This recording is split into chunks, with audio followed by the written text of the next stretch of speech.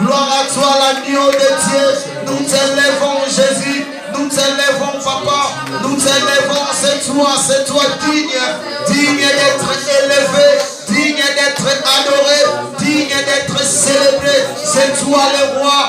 toi le roi, c'est toi le tout-puissant, l'incomparable Dieu, c'est toi. Nous t'élèvons cet après-midi, nous t'élèvons Jésus, nous t'élèvons Père, parce que notre sujet d'adoration, c'est toi l'agneau de Dieu. Notre sujet d'adoration, c'est toi le roi des rois. Notre sujet d'enseignement. Comment vérifier que cette personne a l'enseignement comme moi? Cette personne que je vois devant moi, que je veux épouser, est-ce que c'est la bonne personne? Regardez, Genèse, chapitre 2. J'aimerais vous dire que c'est un rappel pour ceux qui aimeraient voir ou revoir cet enseignement. Ça se trouve sur YouTube.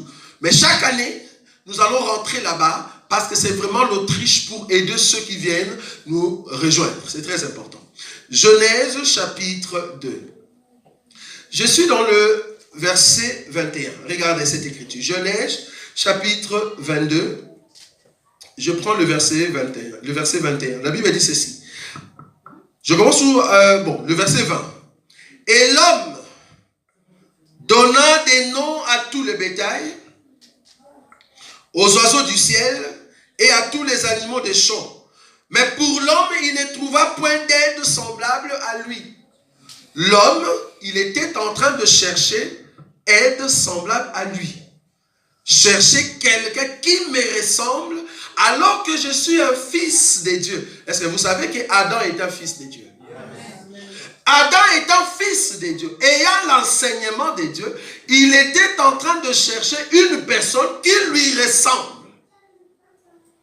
Je m'aurais dit qu'il y avait des lions, qu'il y avait des tigres, qu'il y avait des girafes. Mais quand Adam les regardait, il dit non, il ne me ressemble pas. Il ne me ressemble pas. Il cherchait une personne qui lui ressemble. La Bible continue. Alors l'Éternel Dieu fit tomber un profond sommeil sur l'homme qui s'endormit. Il prit une de ses côtes et refermant la chair à sa place, l'Éternel Dieu forma une femme de la côte qu'il avait prise de l'homme et il l'amena vers l'homme. Et l'homme dit, voici cette fois, celle qui est os de mes os et chair de ma chair, on l'appellera femme parce qu'elle a été prise de l'homme. Nous disons dans cet enseignement que si tu es chrétien et que tu veux te marier, j'espère que vous comprenez que je suis en train de parler avant le mariage. Je ne suis pas encore dans le mariage. Ici, nous sommes dans le choix du conjoint. Si tu veux entamer, au fait, le mariage, ça commence comment? Donc ici, l'homme va s'élever et cet homme, c'est un chrétien. Il a l'enseignement de Dieu. Il va chercher une femme. La première des choses que tu dois voir dans une personne, il faut voir ses os. Il faut voir si cette personne a des os. S'il n'y a pas l'os, comprends que c'est une poupée. Nous avons vu des poupées bien aimées. C'est grave. On a vu des gens venir à l'église, on croyait qu'elle avait des os. Mais en réalité, c'était des poupées. Il n'y a pas des os. Adam va regarder, il le voit et il dit, ça, c'est l'os de mes os et chair de ma chair. Ok. Nous disons que l'os de mes os et chair de ma chair ne veut pas dire ma femme. Non. Dans la Bible, l'os de mes os et chair de ma chair ne veut pas dire que c'est ma femme. Dans la Bible, l'os de mes os, chair de ma chair veut dire une personne qui a la même sémence que moi, c'est-à-dire la personne vient du Père. Amen. Pourquoi nous disons ça? Ok, nous allons voir les Écritures. Je prends, regardez, Genèse chapitre 29. Genèse chapitre 29, c'est toujours un rappel, mais comprenez que dans le rappel, il y a toujours des ajouts. Genèse chapitre 29, le verset 12. Os de mes os, chair de ma chair ne veut pas dire que c'est ma femme. Non, rien à voir. Genèse chapitre 29, le verset 12. La Bible dit ceci. Je lis rapidement. le verset 12. Jacob, c'est ça? 29, verset 12. Jacob apprit à Rachel qu'il était parent. Ça, vous avez vu ça? De son père, qu'il était fils de Rebecca. Et elle courut l'annoncer à son père. Dès que Laban eut entendu parler de Jacob, fils de sa sœur, il courut au-devant de lui, il l'embrassa et le baisa. Et il le fit venir dans sa maison. Jacob raconta à Laban toutes ces choses. 14. Et Laban lui dit, certainement, tu es quoi? Mon os et... Bon, Laban n'était pas quand même homosexuel. Vous êtes d'accord avec moi? Ici, tu es mon os et tu es ma chair, ne veut pas dire que Laban voulait être le mari de Jacob. Ici, la Bible le dit clairement que os et ma chair veut dire parent. C'est-à-dire, nous avons la même sémence. Est-ce que vous voyez ça? Nous avons la même sémence. Peut-être vous n'avez pas vu encore. Genèse chapitre 37. Genèse 37, le verset 27. Genèse chapitre 37, le verset 27.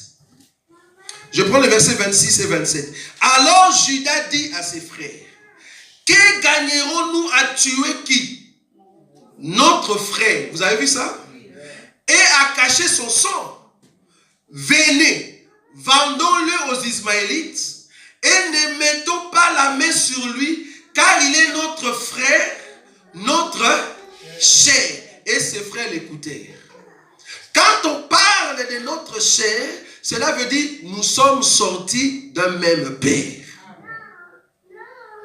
Os de mes os, chair de ma chair, nous sommes sortis d'un même père. Dernière écriture. 2 Samuel. 2 Samuel, le verset 19. 2 Samuel, le verset 19. Pardon, 2 Samuel chapitre 19, le verset 11. C'est ce que je voulais dire. 2 Samuel chapitre 19, le verset 11. De son côté, le roi David envoya dire aux sacrificateurs Tchadok et Abiatar, parle aux anciens de Juda et dites-leur, pourquoi seriez-vous les derniers à ramener le roi dans sa maison? Car ce qui se disait dans tout Israël était parvenu jusqu'au roi. 12. Vous êtes mes frères. Est-ce que vous voyez ça? Vous êtes mes quoi? Mes os et ma chair. Vous êtes mes os et ma chair. Pourquoi seriez-vous les derniers à ramener le roi? Verset 13. Vous direz aussi à Amasa, n'es-tu pas mon os et ma chair? Est-ce que vous voyez ça? Donc, ils sont de la même lignée. Le même père. Ok, rentrons maintenant chez Adam. Nous comprenons que le père d'Adam, c'est Dieu. Et que d'Adam, Dieu va faire sortir la côte et va former Ève. Alors, le père d'Ève, c'est aussi Dieu. Est-ce que vous voyez ça? Donc, Adam avait épousé sa sœur. Ça, vous avez vu maintenant. Dans notre évangile, si tu veux te marier, tu dois te marier dans la maison. Tu ne dois pas sortir dehors. Il faut épouser ton frère. Il faut épouser ta sœur. En Christ Jésus. Hein? Je ne parle pas à la maison. En Christ Jésus. Pourquoi? Parce que le vrai Adam, qui est Jésus lui-même, il nous a épousés parce que nous sommes filles de son père. Jésus ne peut pas t'épouser si ce n'est pas Dieu qui t'a engendré. Personne ne peut aller au Fils si le Père. Donc tu ne peux pas te marier à Jésus si tu n'es pas fille de Dieu. Donc Jésus a épousé sa sœur. Est-ce que vous voyez ça? Donc nous sommes filles de Dieu et Jésus qui est le Fils de Dieu, il nous a épousés. C'est ça Adam et Ève. Pourquoi? Parce que Jésus a vu en nous l'os et la chair. Il faut d'abord retrouver dans la sœur l'os et la chair. C'est quoi l'os et c'est quoi la chair? L'os n'est rien d'autre que le fondement. Quand je viens chercher une sœur, je regarde si la sœur a le fondement. Si la sœur n'a pas le fondement, je ne peux pas l'épouser. Le fondement, c'est la base qui attire l'homme vers une femme. Et toi, la sœur, vérifie que ce monsieur a le fondement dans la parole. Psaume, c'est quoi le fondement? Je ne vais pas citer les éléments du fondement parce que je vais frôler pour vous amener quelque part. Psaume chapitre 119. Psaume chapitre 119. Regardez cette écriture. C'est quoi le fondement? Psaume chapitre 119. Je prends le verset.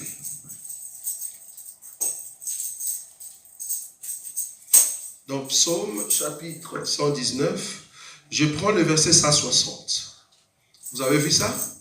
La Bible dit ceci. Le fondement de ta parole est la vérité. Est-ce que vous avez vu ça? Le fondement de ta parole est la vérité. Le verset 163. Je hais, je déteste le mensonge, j'aime ta loi. Donc celui qui aime la loi de Dieu, c'est celui qui aime la parole de Dieu. Or, le fondement de la parole de Dieu, c'est la vérité. Donc, quand je viens devant une sœur, parce que j'ai envie de me marier, quand je vois un frère venir vers moi, parce qu'il veut m'épouser, je veux vérifier si le frère ou la sœur est dans la vérité. Si tu n'es pas dans la vérité, comprends qu'il y a un petit souci. Il y a beaucoup, dans leur début du mariage, ils ont déjà remarqué ces mensonges. Ils ont remarqué les mensonges auprès de la sœur, auprès du frère. Mais du moins, le frère avait l'argent et la sœur est entrée. C'est un grand souci. Parce que le mensonge va continuer. Parce que nous avons comme père le père de la vérité. Mais le monde et les païens, ils ont comme père les pères des mensonges. Donc quand tu remarques au début de vos relations qu'il y a déjà le mensonge, le mensonge qui est déjà assis, comprends que ce mariage-là, tu auras de petits soucis. Très important.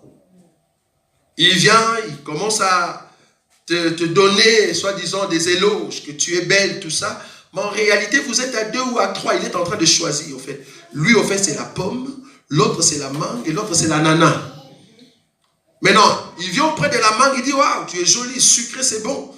Je n'ai que toi. Sans toi, ma vie n'a pas de sens. Mais vérifie si ce monsieur n'a pas l'ananas. Quand tu vois que la chose commence avec des mensonges comme ça, fais attention. Si tu le pousses, comprends que c'est un fils du diable. C'est un menteur. Il vient, il commence, soit disant tu es jolie. Son but, c'est de détruire ta foi. C'est de détruire ta foi. Il est en train d'essayer, il a 4 fruits, 5 fruits. Bon, je mange ça aujourd'hui. C'était un peu sucré, mais l'ananas est plus sucré. Bon, je vais essayer un peu de fraises. Ah, des fraises, c'est un peu aigri. Donc, un monsieur qui a 4 fruits, 5 fruits. Et toi, tu es le fruit, soit disant tu as la sémence de Dieu. Et on t'essaye comme ça. Voilà. Au fait, tu n'as pas compris l'enseignement. Et nous disons dans cet enseignement qu'un frère ou une sœur qui entre dans cet enseignement n'a pas le droit d'avoir 2 ou 3 choix. Non. Nous condamnons.